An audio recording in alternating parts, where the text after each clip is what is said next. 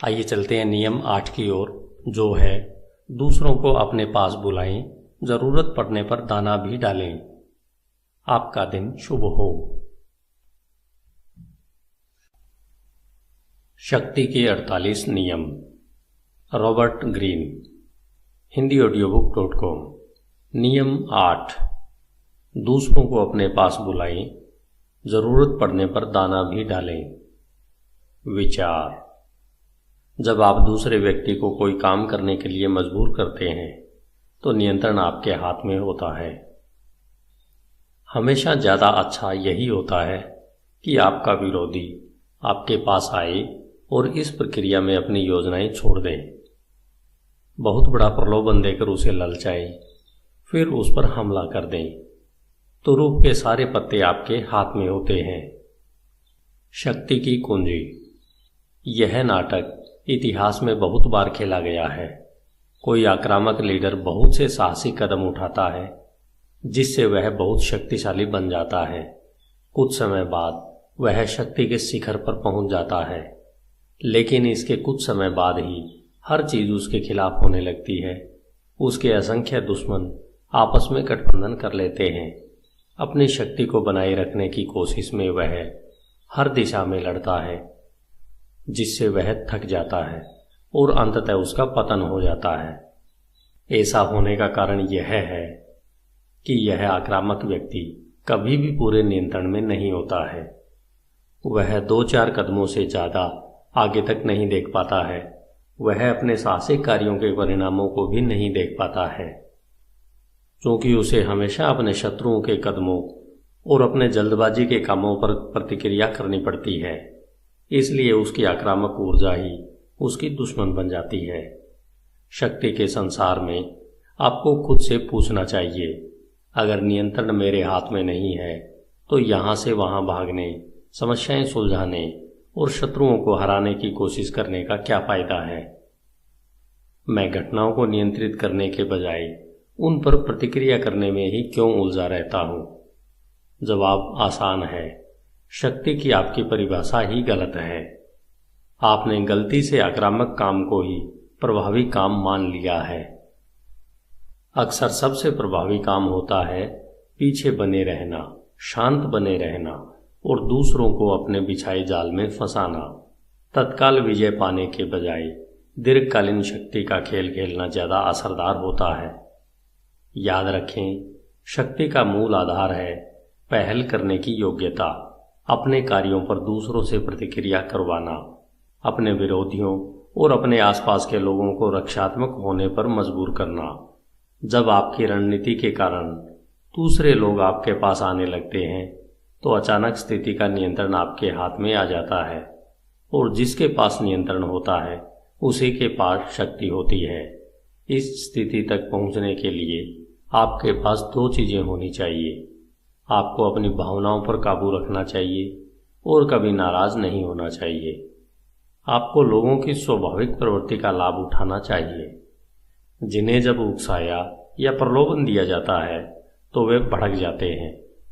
दूसरों को अपने पास आने के लिए मजबूर करने की योग्यता दीर्घकालीन रणनीति के लिहाज से आपका सबसे शक्तिशाली स्तर है। जब विरोधी मजबूर होकर आपके पास आएगा तो इसका एक लाभ यह भी होगा कि वह आपके इलाके में होगा। शत्रु के क्षेत्र में आने की वजह से वह घबरा रहा होगा, इसलिए वह अक्सर हड़बड़ी में काम करेगा और उससे गलतियां होंगी। समझदारी इसी में होती है कि बातचीत या बैठकों में दूसरे व्यक्ति आपके इलाके में या कम से कम आपकी पसंद के इलाके में आए। इस तरह से आप जाने पहचाने माहौल में होते हैं, जबकि सामने वाला अनजान माहौल में होता है और उसे मजबूरन रक्षात्मक बनना पड़ता है। स्वार्थ साधन एक खतरनाक खेल है। जब किसी को यह शक हो जाए कि उससे मतलब निकलवाया जा रहा है तो उसे नियंत्रित करना ज़्यादा मुश्किल हो जाता है। लेकिन जब आप अपने विरोधी को अपने पास आने के लिए मजबूर करते हैं तो उसे यह भ्रम हो जाता है कि स्थिति को वही नियंत्रित कर रहा है। 19वीं सदी के मशहूर निवेशक डेनियल ड्यू शेयर बाजार के मंजे हुए खिलाड़ी थे, जब वे यह चाहते थे कि बाकी लोग किसी खास कंपनी के शेयर को खरीदें या बेचें और उसके भाव को ऊपर या नीचे धकेलें, तो वे कभी सीधी नीति का इस्तेमाल नहीं करते थे। वे चालाकी से काम लेते थे। उनकी एक चाल यह थी कि वे वॉल स्ट्रीट के रास्ते में पड़ने वाले हर क्लब में जाकर कहते थे कि उन्हें जल्दी ही स्टॉक एक्सचेंज पहुंचना है। फिर वे अपना पसीना पोंछने के लिए लाल रुमाल निकालते थे। इस रुमाल से कागज गिरता था, लेकिन वे उसके गिरने पर ध्यान नहीं देते थे। क्लब के सदस्य हमेशा ड्यू के कदमों को भांपने की कोशिश करते थे, इसलिए उनके जाने के बाद वे लपक कर उस कागज को उठा लेते थे। उस कागज में किसी कंपनी के शेयर के बारे में गोपनीय जानकारी लिखी रहती थी। बात फैल जाती थी और सदस्य उस जानकारी के आधार पर धड़ाधड़ वह शेयर खरीदने बेचने लगते थे और इस तरह ड्यू के हाथों का खिलौना बन जाते थे। हर चीज इस बात पर निर्भर करती है कि आप जो दाना डाल रहे हैं वह कितना मीठा है। अगर आपका जाल आकर्षक है तो आपके दुश्मनों की इच्छाओं और भावनाओं की उलझन उन्हें सच्चाई नहीं देखने देगी। उनका लोभ जितना बढ़ेगा उन्हें उतना ही घुमाया जा सकता है। तस्वीर: शहद लगा भालू का फंदा। भालुओं का शिकारी अपने शिकार के पीछे दौड़ नहीं लगाता है। अगर भालू को यह पता चल जाए कि उसका पीछा किया जा रहा है तो उसे पकड़ना लगभग असंभव होता है। और मान लीजिए अगर किसी ने उसे पकड़ भी लिया तो वह हिंसक हो जाएगा। इसलिए शिकारी भालू का पीछा नहीं करता है। इसके बजाय वह फंदे में शहद लगा देता है। वह भालू का पीछा करके खुद को थकाता नहीं है। वह भालू के पीछे भागकर अपनी जान जोखिम में नहीं डालता है। वह तो बस फंदा तैयार कर देता है और फिर इंतजार करता है।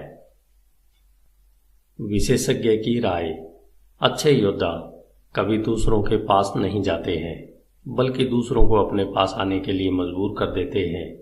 यह दूसरों के खालीपन और खुद के भरे होने का सिद्धांत है। जब आप अपने विरोधियों को अपने पास आने के लिए प्रेरित करते हैं तो उनकी शक्ति हमेशा खाली होती है। जब तक आप उनके पास नहीं जाते तब तक आपकी शक्ति हमेशा भरी होती है। खालीपन पर हमला करना अंडे पर पत्थर मारने की तरह है। धन्यवाद।